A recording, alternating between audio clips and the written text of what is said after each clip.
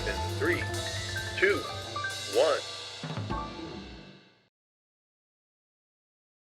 What's your band's name?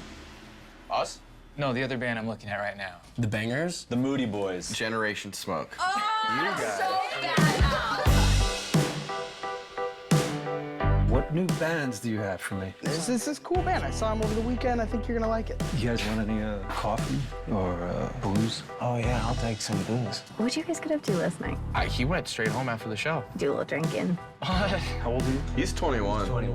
Do you think it's fine that I'm not like 21? Yeah, dude, we're here.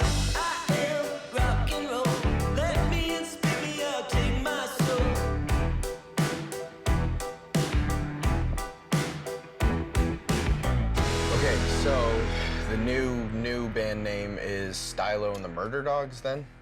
Great. So we're here with Grant McCord, writer-director of Teenage Badass, and Chuckie Duff, the executive producer of Teenage Badass. How you guys doing? Thanks for joining us. Doing well. Doing good. All right. Thanks for having us. Oh, my pleasure. So you've made a lot of feature films, right? Yeah, No. old hat. Oh, yeah, I mean, yeah. How many feature films have you guys made? I've made one. And how many South by Southwest entries, awards, what do you call it? How many times have you gotten into South by Southwest Film Festival?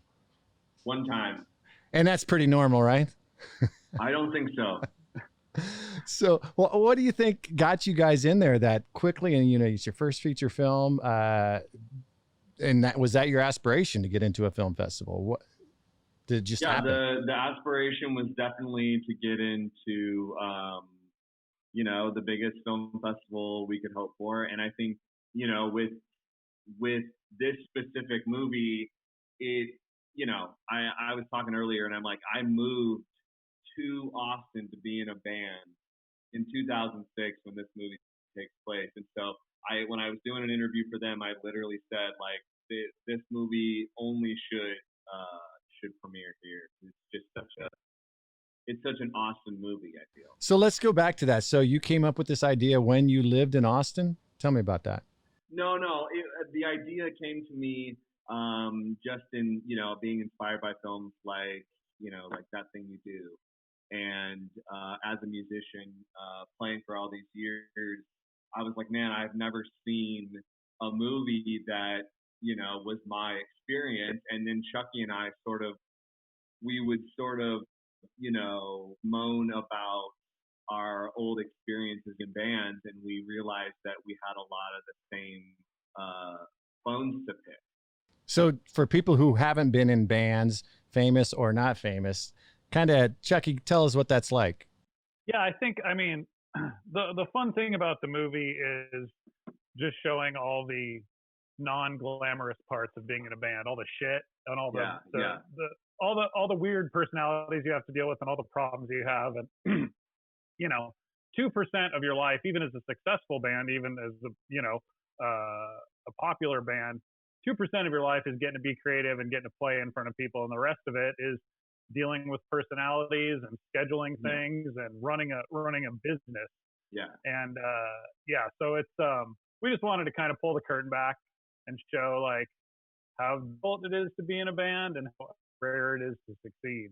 So yeah, it's cool to be in a band, even if you have another job, right? And you get to be in a band on the weekends, but it's not as glamorous as it might seem, right? Because you are basically babysitting or dealing with personalities. Is that kind of what this is about? Yeah, and I think too, it's like the very nature of it, where usually you have one or two people writing a majority of the songs, but you're marketing it as a group, right? But the group doesn't have equal representation. So a lot of what we dealt with was, and I think what this movie speaks to is, you can be showing up, you can be working hard, you can be figuring out your stuff and being loyal to this small business run by young friends, but it ultimately all rides on the guy that writes the music, and it will always be about him. And that's what we, as these, you know, accompany instrumentation, Chuckie playing bass, myself playing drums, we were like, we're the older guys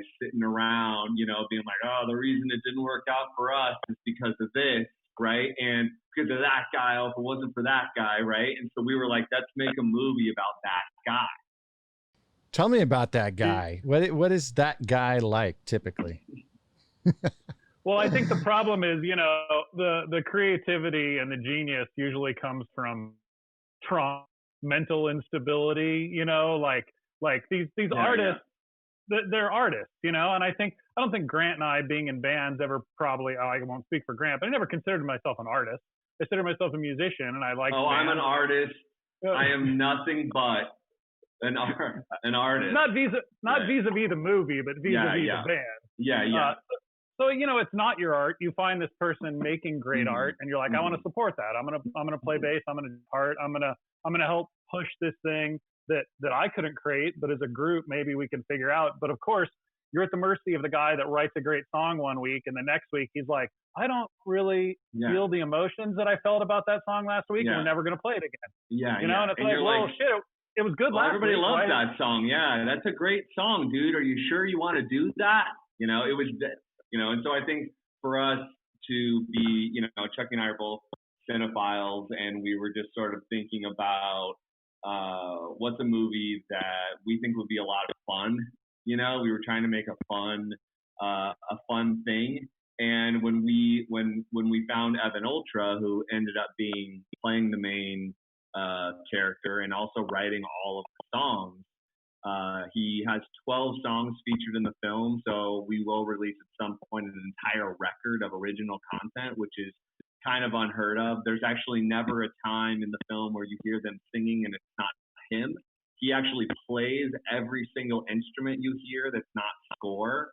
So we found this lightning in a bottle type guy and trusted him with the ability to also pull off the acting. Because Chuckie and I had talked about doing this idea with people we've met along our journey as musicians, and for whatever reason, it didn't always line up. And so we thought, well, until we find this unicorn, the idea might not ever happen. Yeah, I think to me the biggest miracle was get Corrigan. We were, I don't know how many days of shooting we had, maybe left of shooting, and we did the role cast, and it was about a week out, Kevin Corrigan agreed to be in our movie and came for the last 3 days of shooting. And I mean, we didn't know what was going to happen if he didn't say yes. There was not really a backup plan. And he's one of my favorite actors ever, and so to have him kind of come in and do that thing was already crazy enough. But when he first came on set, I was making small talk in between setups, and I just said, like, hey, have you ever been to Phoenix before? And he was like, you're not going to believe this, but the last time I was in Phoenix, I was shooting a movie just like this, where I was the guitarist, and they had some old guy that was the old guy, and now I'm the old guy. And we had, unbeknownst to us, he did a movie in 1996 called Bandwagon, where he played the guitarist at a similar age as the guys in Teenage Badass. And it is eerily akin to the vibe, tone, story that we were going for with Teenage Badass. And so, I mean, it doesn't take rocket science to believe that that's why he did it, right? He was like, holy shit, this is crazy that it's coming full circle now. I'm the old guy. I've got to do this. And I think you can tell from the movie, it just works perfectly. Great. So you guys are talking right now like seasoned feature filmmakers. And I would say by this point, maybe you are after one feature film and going through a lot of stuff. But for people listening who just want to make that first feature film, or even just fund it like you did, Chuckie, I mean, that takes a lot of balls, and to take the time to write it and cast it, and Grant, and everything else. I mean, you guys are making it sound easy, but it's not easy. Any tips you have for people who just want to say, we just want to go make our first feature? How do we do it? Yeah, I mean, for me, this was about the content. And I think for Grant, I won't speak for him, but to be able to write it, you have to give a shit about what you're doing, And for me, it was like, I've been in bands my whole life, and I've tasted success, and I just had a real connection with it, real connection with the material. And also, it's shot here in Phoenix, and that was important to me. Like, Phoenix is where I grew up, and I've been tried to stay here and make it a better place. And so I think it sounds trite, but like, sure you're passionate about you got to make sure you're telling a story where you have a voice.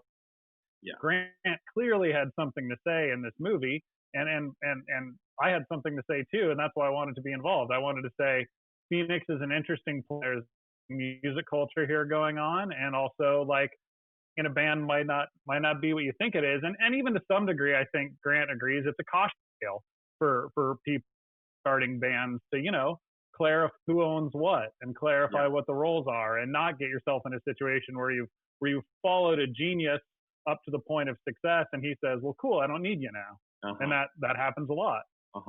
Let's go a little bit deeper, because again, people watching this, that I think they are passionate about their material and wanting to make a feature film. But what makes you go, okay, we're going to do it. Let's just do it. Chuckie and I made 3 different short films, and I think 4 different music videos before we got to Teenage Badass. So there was rapport that was built on a much smaller scale of, I like what you're doing, I like your ideas. My thing has been that with Chuckie, he doesn't have bad ideas. And it's not just me. If he did, I wouldn't want to like do anything, because it would just make it harder on me, because I'd have to be arguing all the time. But I think at some point we realized we like the same things.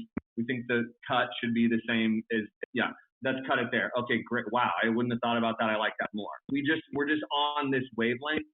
So I think that makes it easier for him to trust me, and to know that, from my perspective as the director, one of the greatest skill sets that you have to have is understanding how to make the best out of what you get at the end of the day, right? From the editing perspective. And obviously it makes it 1,000 trillion times better with somebody like Zach, right? At Manley, right?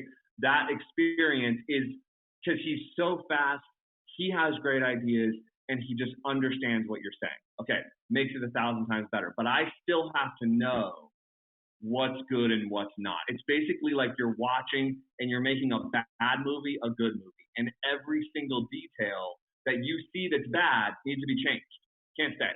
So if you have to figure out a way to get rid of everything that makes it a bad movie, and then hopefully you're left over with just a good movie. But I would say that making whatever you can with whatever you can leads there, right? At some point, hopefully you do find that person that wants to make 3 or 4 short films, that wants to make multiple music videos. Like, I did a music video for Chuckie's band in the last few years. So we also had that, where it was like, we know what we like, we know what we don't like. And I think that's important in talking about the overnight success stories. Yeah, right? and I think that, so what I'm hearing is, this is really similar to building a band, kind of, right? I mean, you find people that you have good rapport with. You take little baby steps, make a song here, a song there, and then you go, okay, we're going to make a hit song, or we're going to make a feature film now. Yeah. And you surround yourself with people you can trust, and hope that somebody doesn't go prima donna on you, right? Exactly. Yeah, and I think it's not like Grant and I decided to make our first feature film a sci-fi epic. I think working with, understanding what you have at your disposal that will work. And we have friends who are in bands, and we have locations that we can shoot at because we know where the musicians hang out, and we know what's going to look right for our story. About what you know. Right about what you know. Yeah, right? But also about what you have.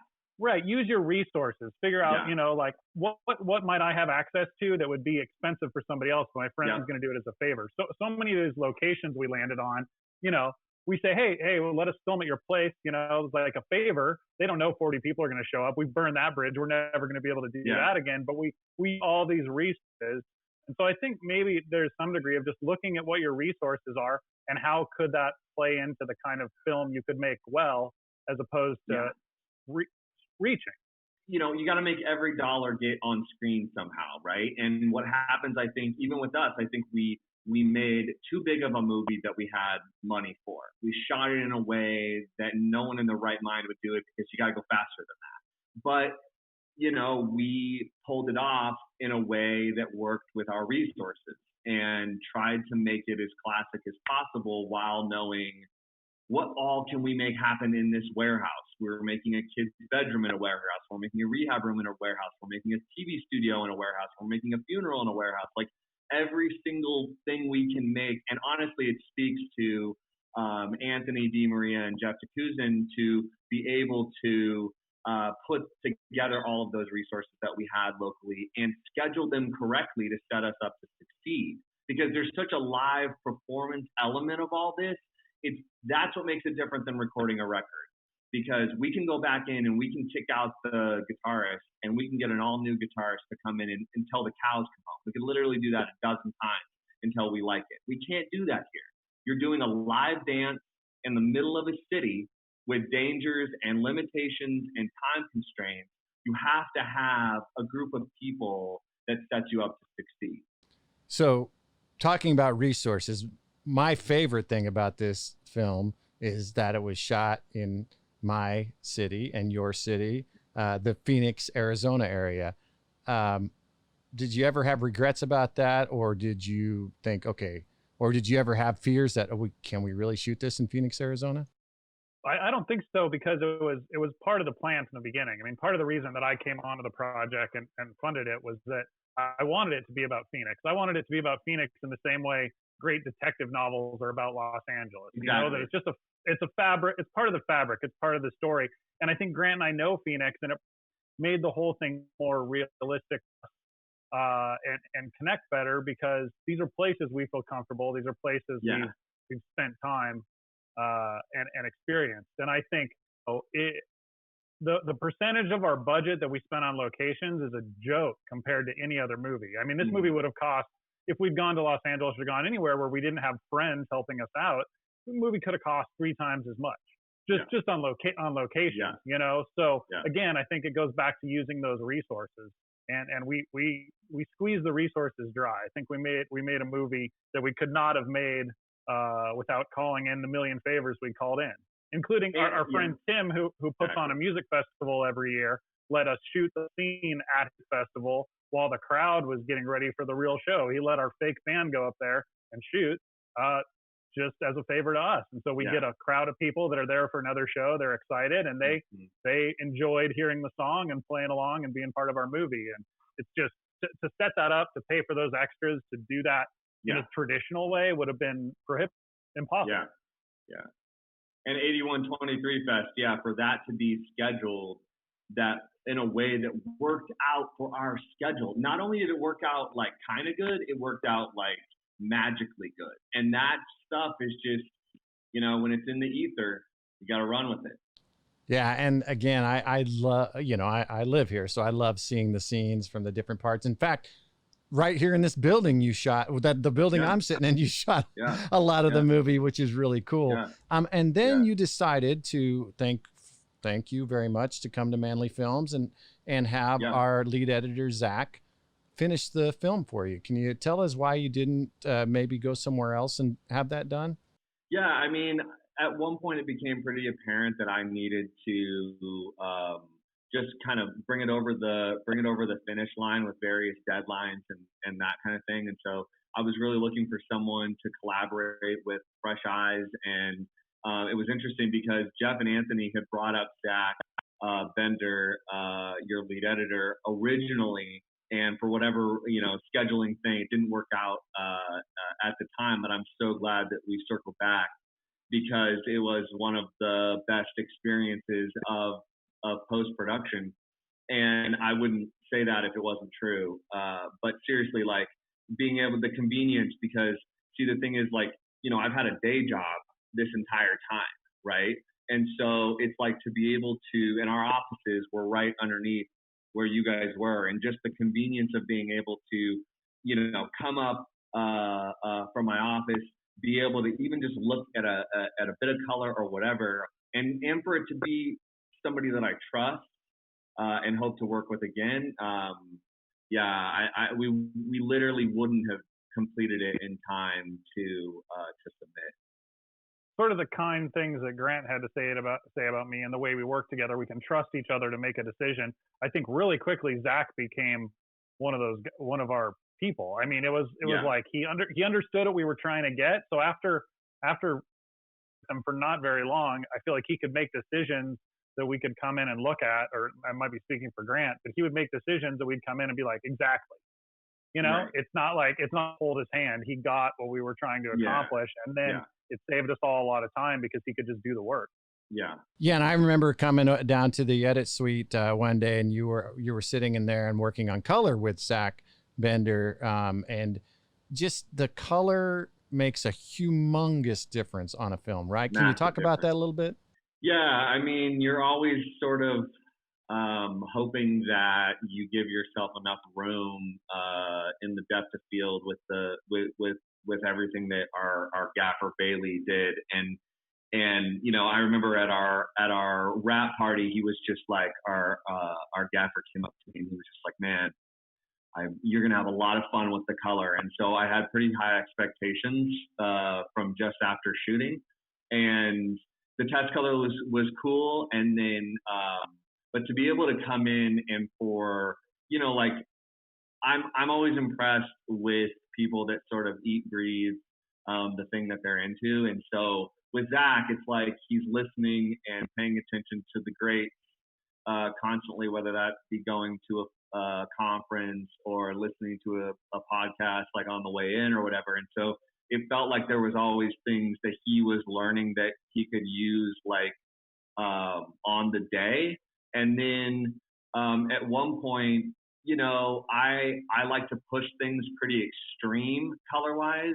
I like it to almost feel surreal. And so for him to be able to like do that, but then also be able to adjust when everyone's like, holy shit, that looks too insane. And I'm like, really? And they're like, yeah. And I'm like, okay, well, let's do this. And for him to be able to do both, you know what I mean? And to not get overwhelmed by the process, because I think what's extraordinary about this, and you could say the same thing about editing a record, is that there are infinite amount of possibilities, infinite amount of cuts, infinite amount of color palettes, whatever. And you've got to find the people that are we're all trying to make the same movie. And Zach was one of those people. And I will say this about Zach, since he's been with Manley Films for almost 4 years, so I know him pretty well by now. He's the complete opposite of Kirk. I would say he has no ego or anything whatsoever, right? So I'm sure that experience was very calm. Yeah, Zach's like a Horace Slade, and when you watch the movie, that'll make more sense. So back to the movie real quick. One of the things that I thought was interesting, and I remember Jeff and Anthony telling me this when you guys were first starting out, was, you know, you didn't really have any names in this movie.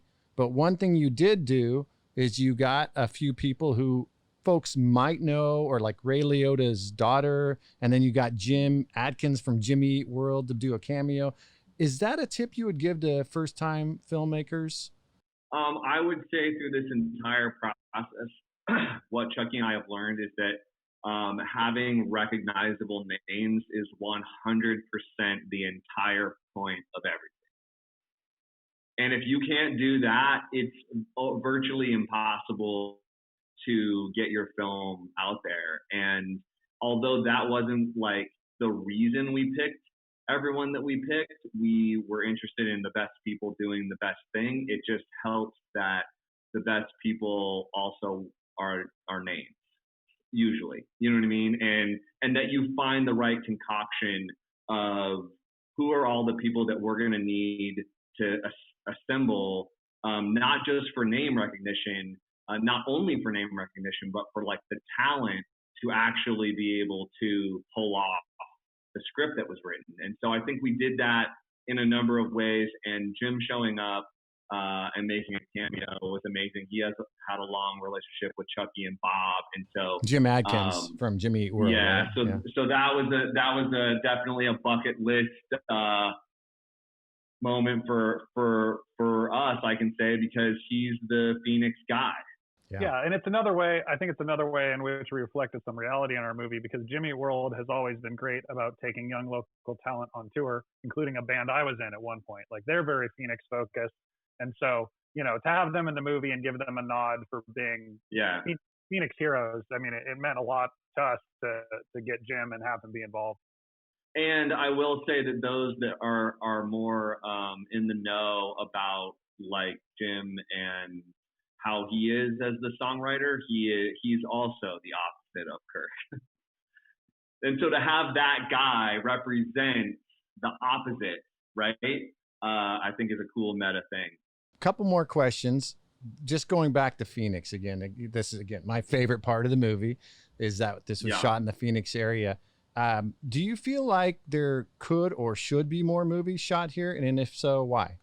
Well, you know, Phoenix is an interesting place because we're a very large city, and sometimes it feels like maybe the arts and culture and entertainment is not quite at the level of the size of our city.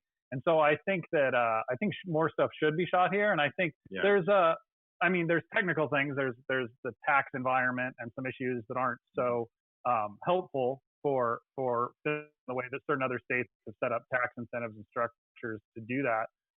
But I do think there's a lot of untapped resources here, and we found them. There's a lot of excitement here about movie making because it is novel, because not a lot of people do it. So I think that it's a beautiful place.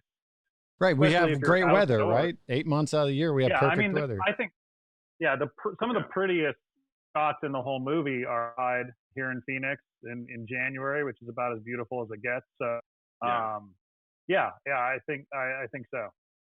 Yeah, it was an absolutely gorgeous place to film from January to February, and I will say that I 100% think that more movies need to be made here. I'm writing more movies to be filmed here, and I wouldn't mind being the Phoenix guy. And I think, you know, we earlier on when we were saying, you know, going out to people saying, hey, we're going to make this indie movie in Phoenix, there was a little bit of like, Phoenix isn't cool, right? And so I think it's also important for me in this movie to have sort of doubled down on that a little bit, of not shying away from the fact that it's Phoenix. We're not trying to say like, oh, this is somewhere else and we don't want to say it's Phoenix. It's very important that we say that it's Phoenix so that others realize that like, oh, it is cool. Like, we control the narrative. Great. So last question, the big thing everybody's waiting for. Where can we see it and when can we see it? The movie, Teenage Badass. September 18th on VOD, so iTunes, Amazon, DirecTV, anywhere you can rent movies. And where's the trailer at right now? Where can I see that? You can go to teenagebadass.com or styloandthemurderdogs.com, and both have a link to the trailer. And Stylo and the Murder Dogs is the name of the band in the movie, right? That's the name of the band, yeah. And if you're fast, you can get a shirt. Yeah, there's some T-shirts. And if you want to hear music from the movie, you can get it on Spotify. Just Stylo and the Murder Dogs. You can hear. We've got one song released. There's another one coming out the same day as the movie, and then eventually the whole record will be up there. Yeah. It's just awesome to have a feature film of this caliber shot and edited in Phoenix, Arizona, in the Valley. And well done, you guys. I'm really, really proud of you, really happy for you. Can't wait for the release on September 18th on VOD. Yep. And the trailer's out there right now. If you want to see it, teenagebadass.com. Guys, here's to the next one. Yeah, here's to the next one, and congratulations. Hey, I know you. Have we met before? Haha. That's Melanie. She's a nasty little kitten. I'm a cat person. There's also Kirk. He's our lead singer. Is he okay? Yes, he's fine. He can be a little, you know, the talent. What the hell is going on here? We lost Kirk. You lost Kirk? What, you like a little kid in the mall? Go find him. When you get a shot at something like you got right now, you gotta make it happen. We'll find him.